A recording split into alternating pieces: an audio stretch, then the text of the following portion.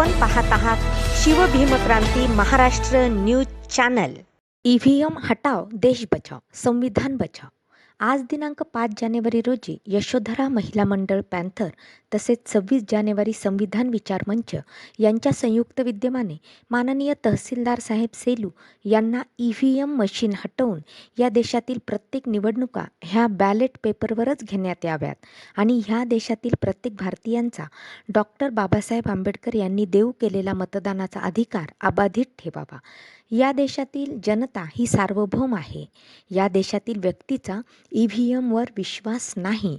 हा विरोध शासन व्यवस्थेला नसून या देशात लोकशाही अबाधित राहावी, सर्वांना न्याय देणारं संविधान अबाधित राहावं या उद्देशाने हे निवेदन द्यावयाचे आहे, असे मत 26 जानेवारी संविधान विचार मंच संचालिका भीमकन्या प्रियंका डंबाळे यांनी व्यक्त केले।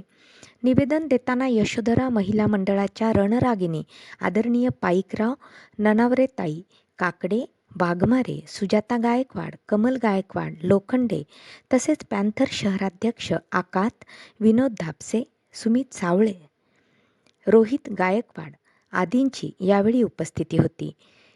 शिवभीमक्रांती महाराष्ट्र न्यूज करता संपादक राहुल पुंडगेसह मी प्रणिता देशपांडे।